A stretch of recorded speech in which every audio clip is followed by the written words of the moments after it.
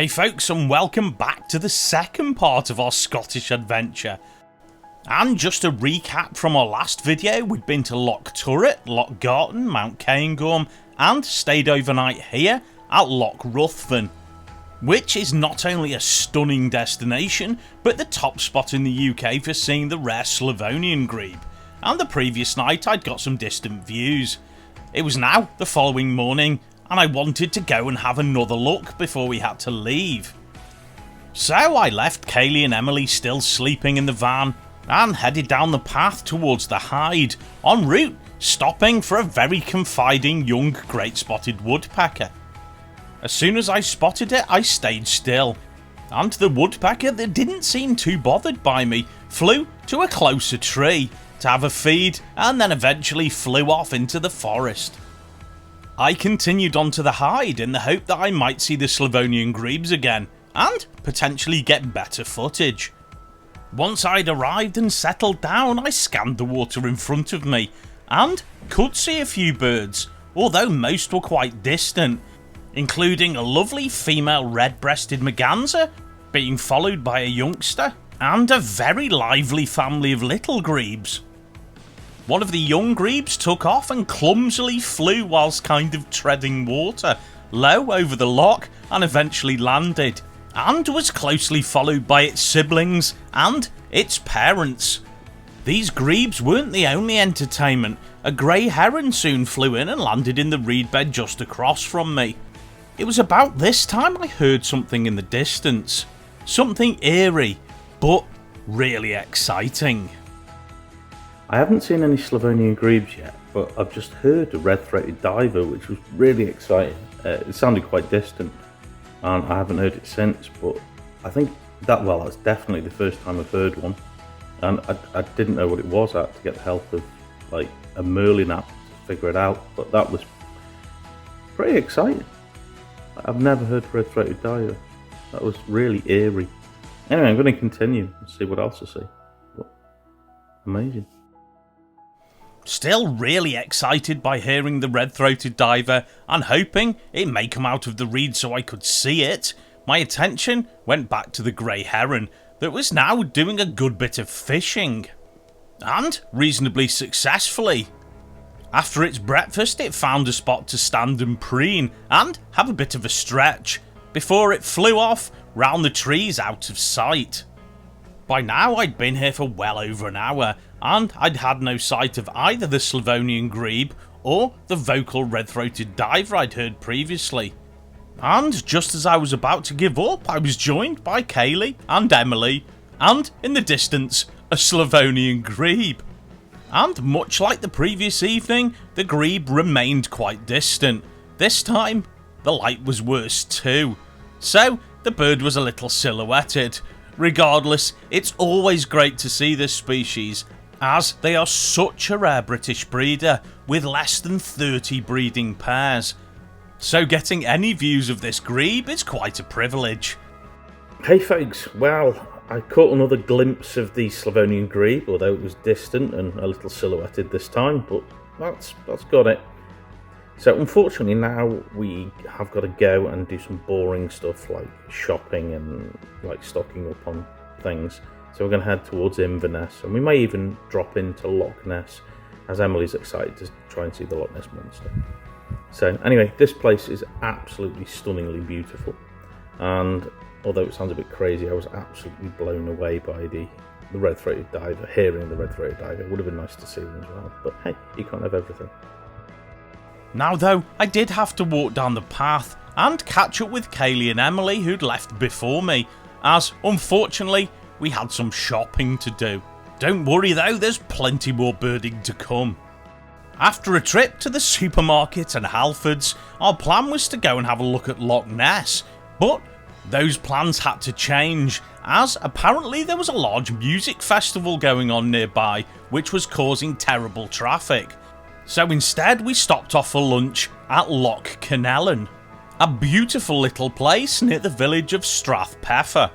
After a wonderful and tasty bacon sandwich, we had a little walk around the loch and chatted about what on earth we were going to do next, as we had a couple of days left and no more plans.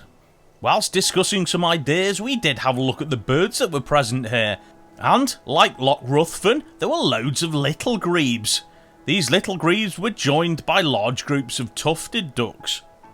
Back in 2023 we visited this little loch, after being advised to come and have a look at it by another birder, and had quite close views of Slavonian Grebes here too. Today though, they didn't appear to be present. Regardless, it was lovely weather and a nice place to have an afternoon walk. And as well as being absolutely beautiful and peaceful, Loch Kinellan is the home to a Korean War monument, a memorial dedicated to the soldiers of the Black Watch Regiment. This monument was spearheaded by a local contractor called Kenny Stewart, who was a veteran of the Korean War. Yes, we don't just do birds, we do history too. Back though to the birding, and what we were going to do next.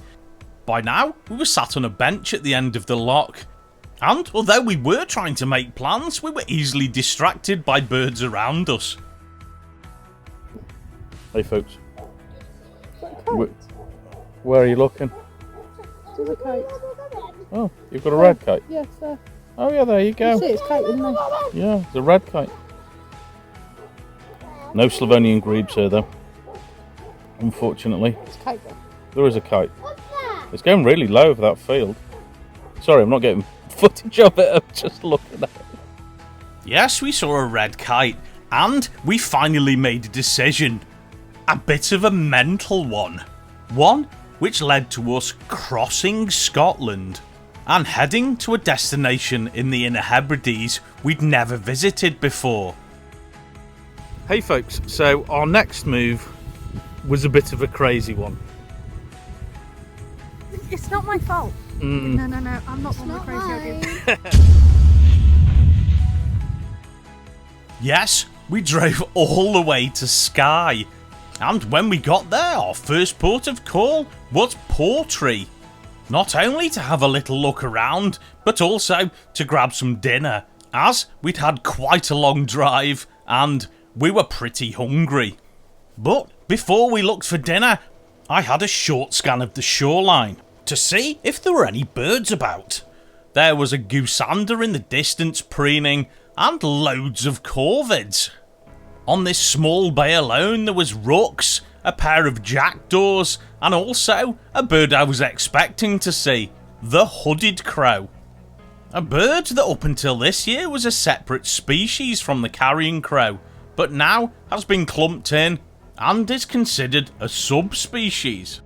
We now headed towards the harbour in search of some dinner, and found a street which really closely resembles Tobermory on Mull, a destination which we're hoping to visit later on in the summer. Look out for that. But back to our search for food, and we'd found somewhere suitable. Hey folks, it's not a real adventure without fish and chips. Was being eaten by midges. Was being munched by midges, there's loads of them here. Right, I'm going to tuck into dinner. After we'd eaten our chippy dinner and been eaten by the local midges, we did settle down for the night, as we had something pretty special planned for the morning. We woke up reasonably early to the sound of cows being moved from one field to another, so we quickly got ready to do a bit of exploration. Morning folks, we've got something very special lined up for later, but we're going to go for an hour or so now around the island a bit and do some exploring, so stick with us. As we had a couple of hours before we had to be back at Portree, and we were here on an island we'd never visited before, we headed kind of northwest through some stunning scenery and stopped off at a little village called Stein, where we parked up to have an explore. Stein is a pretty little village, or crofting township, which is on the shore of Loch Bay. Walking down to the beach, we passed the Stein Inn, which is the oldest pub on the island, and then past a Michelin star restaurant. As we got to the little harbour, I was on the lookout for birds, and noticed first a great blackback gull sat on one of the buoys in the bay. We walked a little further along the beach, and eagle-eyed Kaylee noticed something flying in the distance. This turned out to be a gannet. We continued a little further until I spotted a pair of hooded crows, eating something. Now I'll throw in a little disclaimer here. The thing was a dead thing, which I believe was an old seal carcass. Regardless, they were really tucking into it. One bird here appeared to be an adult and the other one a juvenile, as occasionally it begged for food from its parent. As I mentioned before, the hooded crow, once a separate species from the carrion crow, has now been clumped together and is considered a subspecies. Regardless, it appears very different, having what looks like a little grey waistcoat on. Although the carrion crow and the hooded crow have quite a large global distribution, occurring in Europe, Africa and Asia. In Europe, as a general rule, the carrion crow occurs more to the west and the hooded crow to the east. Closer to home though, in the UK, the carrion crow is common throughout all of England, Wales and southern Scotland, but is generally replaced by the hooded crow in northwest Scotland and most of Ireland. And in the areas of crossover where both species live, there is some hybridisation. At this point, we started walking back and left the hooded crows to their meal, as we had to head back towards Portree to make sure we were in time for a boat trip we'd booked. As any of you who've watched our channel before may know, I'm not great on boats. I really don't have sea legs and can quite easily get very queasy. Regardless, this was a late birthday treat for Kaylee. So with that, I just had to suck it up and hope I didn't lose my lunch. This was due to be a 2-hour trip, which explored some of the coastlines near Portree and hopefully some of Skye's amazing wildlife. And if nothing else, the scenery was absolutely spectacular.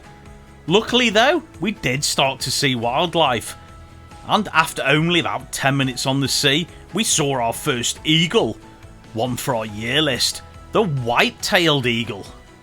The first individual we saw was a juvenile, which flew past at a distance, then circled round and flew directly over the boat. Soon, this juvenile was joined by a second bird, an adult. This individual flew close to the shore and eventually landed in a tree, joining another adult bird. At this point, I'm going to throw in the caveat that it was quite choppy on the sea, so my footage unfortunately isn't the most stable. So instead of a video of the two white-tailed eagles in the tree, here's a photograph. We left the eagles for now and continued round the coast, adding another species to our year list as a group of Manx shearwaters flew past. And although I was turning slightly green, I was still enjoying this trip. There was plenty of birds to keep my attention, with good numbers of razorbills and guillemots, some flying past and some on the sea. We also got a flyover from an Arctic skua. Although I was a bit late with the camera to get good footage, that's another bird off of our year list. And as we passed a rocky outcrop, the year ticks just kept coming. Roosting and drying off on the rocks, there was a good number of shags. Now, these birds aren't particularly rare, but haven't appeared on our videos yet. So, there's another one closer to our target. Fantastic. Joining the shags and gulls on the rocks, there was a good number of harbour seals, with some of these fantastic and entertaining animals in the water, some coming quite close to the boat, which was very exciting for Emily. We now turned back to see if we could find the white-tailed eagles again, and this time they were showing even better, with one adult sitting high on a rock. According to the captain, this individual was part of the Isle of Wight reintroduction programme, and was encroaching on the local breeding pair's territory. And we soon found the local breeding pair, sat on a closer rock by the shore, giving us absolutely unbelievable views. Apparently, this area is prime real estate for white-tailed eagles, and there is quite a bit of competition for breeding sites. And today, we'd seen at least 5 individuals, which was a genuine spectacle. Now though, our time was nearly up, so we headed back towards the harbour. En route though, this trip gave us one last gift, a porpoise. Unfortunately, I was a bit slow with the camera, but this had been a fantastic trip, and although my stomach was churning a bit, I had kept my lunch down. Hey folks, that boat trip was just excellent, fantastic. What did we see? Porpoises. You saw a porpoise? I didn't get that on film, I'm afraid. We saw Yeah? white-tailed eagles. White-tailed eagles. We saw loads of white-tailed seagulls, loads of them. Did you say they were? Yeah. Well, we saw seals. Yeah, guillemots, and we saw what we think was a Arctic skua. Although we need to look at the footage. That was fantastic. And Skye itself is absolutely breathtaking. Yeah, it's beautiful. We do though have to now head in the direction of home, unfortunately. Wah, wah. As it was the afternoon and we were about 10.5 hours away from home, we did make a stop overnight, somewhere not far from Oban. When we arrived, it was late, so we settled down for the night. Waking up in the morning to some absolutely unreal scenery. Morning, folks. We've spent the night in a place not far from Oban to break up the journey, and this place is breathtaking. It's absolutely stunning. We weren't the only van here, unsurprisingly, but that is stunning. We are going to have a bit of a wander around Oban this morning to get some lunch and whatnot before we head south, so stick with us. Ourselves and one other van had parked on a gravelled area down a single-track country lane next to a stream. We were surrounded by hills and trees and lots of sheep. This place was incredibly peaceful. Aside from the sound of the sheep, there were plenty of birds singing, so I went for a quick walk as the girls got ready. In the dense conifers near the road, there was lots of bird song. I could hear blue tits, great tits, coal tits and gold crests. But try as I might, I struggled to get them in the camera, so I continued walking along the stream, getting a fly past from a pair of mollards and a grey heron. As I walked back towards the van, moving along the fence post, there was a family of stone chats, including a couple that seemed to be quite young. This had been a stunning spot to spend the night, and as we're due to be back in the next couple of months, I'm sure we'll park here again. But now, as the girls were up and awake, we headed 20 minutes down the road towards possibly our favourite place in the UK for seafood. Guess where we are? We're in Oban. We're in Oban! Olivia's going to kill me. Olivia is good. She's her favourite place. Definitely me. We're going to go and have a look around and have an amazing lunch soon. And maybe try and go and have a look at some black guillemots if they're around. Anyway, stick with us. We usually come to the wonderful Oban once a year, as we sail from here over to Mull, somewhere we're hoping to visit in the next couple of months. But with it being vaguely on the way home, and having a fantastic seafood bar near the harbour, we couldn't resist a visit. And at the right time of year you can get some stunning views of black guillemots in the harbour as they breed here. Unfortunately though, this time we were a little late.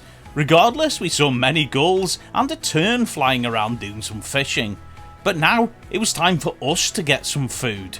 And much to Emily's disgust, we picked a seafood platter, which looked delicious. Happy, Kayla? Should we eat? Yeah. Whilst Emily waited patiently, and the local gulls waited hoping for scraps, we scoffed this seafood platter. Then took Emily to the local chippy, where she had sausage and chips. With full tummies, we all headed back to the van. Unfortunately, it was time to leave. But we'd had a great time, and Scotland is certainly the country that just keeps on giving. It had truly delivered. And as a lot of the signs here say, haste ye back, and we will be back, and soon. Thanks so much for watching. Please like, Please subscribe. and please press that notification bell. We'll see you next time.